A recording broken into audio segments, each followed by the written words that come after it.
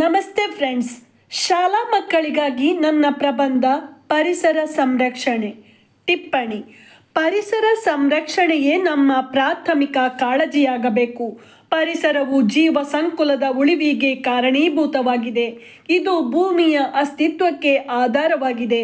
ನಮ್ಮ ಪರಿಸರವು ಅರಣ್ಯ ನಾಶ, ಜಾಗತಿಕವಾಗಿ ಏರಿದ ತಾಪಮಾನ ಹಾಗೂ ಬೇರೆ ಬೇರೆ ರೀತಿಯ ಮಾಲಿನ್ಯಗಳಿಂದ ಹಾಳಾಗುತ್ತಿದೆ. ಮಾನವರಿಗೆ ಮಾತ್ರವಲ್ಲದೆ ಇಡೀ ಜೀವರಾಶಿಗೆ ಆರೋಗ್ಯಕರವಾಗಿ ಜೀವನ ನಡೆಸಲು ಸ್ವಚ್ಛ ಪರಿಸರದ ಅಗತ್ಯವಿದೆ. ಆದ್ದರಿಂದ ಪರಿಸರ ಸಂರಕ್ಷಣೆ ನಮ್ಮ ಕರ್ತವ್ಯವಾಗಿದೆ. ವಿಷಯ ವಿವರಣೆ: ಇಂದು ನಾವು ಎಲ್ಲ ಕ್ಷೇತ್ರಗಳಲ್ಲೂ ಪ್ರಗತಿಯನ್ನು ಸಾಧಿಸಿದ್ದೇವೆ. ಹೊಸ ಹೊಸ ತಂತ್ರಜ್ಞಾನಗಳ ಮೂಲಕ ಅಭಿವೃದ್ಧಿಯ ಪಥದಲ್ಲಿ ಮುಂದುವರಿದಿದ್ದೇವೆ. ಆದರೆ ಈ ತಂತ್ರಜ್ಞಾನಗಳೇ ನಮ್ಮ ಪರಿಸರದ ಮೇಲೆ ದುಷ್ಪರಿಣಾಮಗಳನ್ನು ಬೀರುತ್ತಿದೆ. ಜನರು ಭೂಮಿಯ ಮತ್ತು ಜೀವರಾಶಿಯ ಮೇಲಾಗುವ ದುಷ್ಪರಿಣಾಮಗಳ ಬಗ್ಗೆ ಯೋಚಿಸದೆ ನೈಸರ್ಗಿಕ ಸಂಪನ್ಮೂಲಗಳನ್ನು ಅತಿಯಾಗಿ ಬಳಸಿಕೊಳ್ಳುತ್ತಿದ್ದಾರೆ. ಪರಿಸರದಿಂದಲೇ ನಾವು ನೀರು, ಗಾಳಿ, ಭೂಮಿಯಂತಹ ನೈಸರ್ಗಿಕ ಸಂಪನ್ಮೂಲಗಳನ್ನು ಬಳಸಿಕೊಳ್ಳುತ್ತಿದ್ದೇವೆ ಮತ್ತು ಅವುಗಳ ಪ್ರಯೋಜನಗಳನ್ನು ಪಡೆದುಕೊಳ್ಳುತ್ತಿದ್ದೇವೆ. ಆದರೆ ಇಂದು ನಾವು ಬಳಸಿಕೊಳ್ಳುವಂತಹ ಎಲ್ಲ ಸಂಪನ್ಮೂಲಗಳು ಮಾಲಿನ್ಯಕ್ಕೆ ಒಳಗಾಗಿದೆ. ನಮ್ಮ ಸ್ವಾರ್ಥಕ್ಕೆ ಪರಿಸರ ನಾಶವಾಗುತ್ತಿದೆ.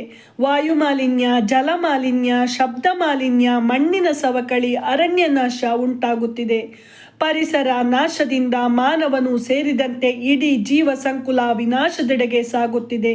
ನಾವು ಕುಡಿಯುವ ನೀರು, ಉಸಿರಾಡುವ ಗಾಳಿ, ತಿನ್ನುವ ಆಹಾರಗಳು ವಿಷಮಯವಾಗಿದೆ.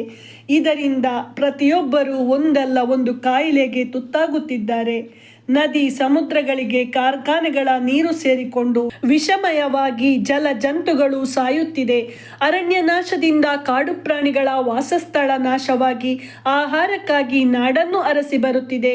ನಮ್ಮ ಸ್ವಾರ್ಥಕ್ಕಾಗಿ ಕಾಡನ್ನು ಕಡಿದು ಮರಗಿಡಗಳನ್ನು ನಾಶ ಮಾಡುತ್ತಿದ್ದೇವೆ. ಇದರಿಂದ ಕಾಲಕಾಲಕ್ಕೆ ಮಳೆ ಸರಿಯಾಗಿ ಆಗುತ್ತಿಲ್ಲ. ಅತಿವೃಷ್ಟಿ ಅಥವಾ ಅನಾವೃಷ್ಟಿ ಪ್ರತಿ ವರ್ಷವೂ ಕಂಡುಬರುತ್ತದೆ. ಇದರಿಂದ ನಮ್ಮ ರೈತರು ಬೆಳೆಯುವ ಬೆಳೆಗಳು ನಾಶವಾಗಿ ಅಪಾರ ಕಷ್ಟ ನಷ್ಟ ಅನುಭವಿಸಬೇಕಾಗುತ್ತದೆ. ಪ್ಲಾಸ್ಟಿಕ್ ಮತ್ತು ಗಾಜಿನ ಬಾಟಲಿಗಳು, ಟಿನ್ ಕ್ಯಾನ್ಗಳು, ಒಡೆದ ಕಂಪ್ಯೂಟರ್ಗಳು ಅಥವಾ ಇತರ ಪ್ಲಾಸ್ಟಿಕ್ ವಸ್ತುಗಳು, ಬಟ್ಟೆಗಳು ಹಾಗೂ ಇನ್ನು ಮುಂದೆ ಬಳಕೆಯಲ್ಲಿಲ್ಲದ ಬಹಳಷ್ಟು ತ್ಯಾಜ್ಯ ವಸ್ತುಗಳು ಮಣ್ಣನ್ನು ತಲುಪಿದರೆ ಅದು ಹಲವು ವರ್ಷಗಳ ಕಾಲ ಅಲ್ಲಿಯೇ ಇದ್ದು ಪರಿಸರವನ್ನು ಕಲುಷಿತಗೊಳಿಸುತ್ತದೆ.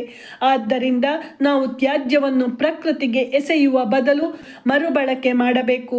ವನ ಮಹೋತ್ಸವ, ಗಿಡ ನೆಡುವಂತಹ ಕಾರ್ಯಕ್ರಮಗಳಿಗೆ ಅನುಕೂಲ ಮಾಡಿಕೊಡಬೇಕು. ವಿಶೇಷವಾಗಿ ಮೆಟ್ರೋ ನಗರಗಳಲ್ಲಿ ವಿದ್ಯುತ್ ಸ್ಥಾವರಗಳು ಮತ್ತು ವಾಹನಗಳ ಸಂಖ್ಯೆ ಕಡಿಮೆಯಾಗಬೇಕು. ಇದರಿಂದ ವಾಯು ಮಾಲಿನ್ಯ ಕಡಿಮೆಯಾಗಬಹುದು. ಉಪಸಂಹಾರ: ನಾವು ಪರಿಸರವನ್ನು ಉಳಿಸುವ ದೊಡ್ಡ ಕೆಲಸವನ್ನು ಮಾಡಲೇಬೇಕು. ಪರಿಸರವನ್ನು ಸಂರಕ್ಷಿಸುವುದು ಬಹಳ ಮುಖ್ಯ. ನಾವು ಪರಿಸರ ನಾಶದ ಅಂಚಿನಲ್ಲಿ ನಿಂತಿದ್ದೇವೆ ಎಂದು ಎಲ್ಲರಿಗೂ ಅರಿವು ಮೂಡಿಸುವ ಕಾರ್ಯವಾಗಬೇಕು.